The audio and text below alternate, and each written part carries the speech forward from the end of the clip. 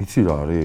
შეიძლება ძალიან სულელური რაღაც თქვა, მაგრამ დიდი ეჭვი მაქვს რომ აი ამ ადამიანთან რომელიც არის რაღაც გამძლეობის ბევრი რაღაცის ეს სიმბოლო იყოს ჩვენი ველოსიპედისტის ცნობილი ჯუმბერ ლეჟავა, რომელიც იმოგზაურა დედამიწის გარშემო. საინტერესოა. მაგრამ ანუ რაღაც ათლეტიზმის სიმბოლო და 80 დღე დედამიწის გარშემო. ნუ ჯუმბერ ლეჟავამ ბევრად მეტი იმოგზაურა ჩვენ დედამიწის გარშემო ველოსიპედით, მაგრამ რაღაც დედამიწის გარშემო ამასთან დრო ამოიწურა. დააფიქსირე? დააფიქსირე. კეთილი.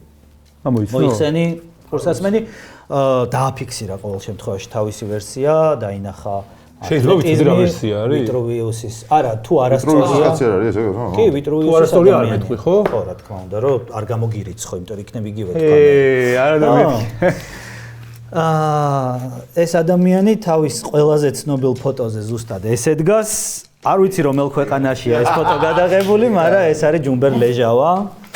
ჯუმბერ ლეჟავა ყველაზე ცნობილი ქართველი მოგზაური, რომელიც 3323 დღის განმავლობაში მოგზაურობდა დედამიწის. ეგ ფოტო არ მახსოვდა, მაგრამ მე რაღაცა იცავდი რა. აუ, ეგ ფოტო გამახსენე. არა, ეგ ერთი მხრივ მინიშნება, მეორე მხრივ ათლეტიზმი, გამძლეობა. ბრავო თუ რა. და მოგზაურობა.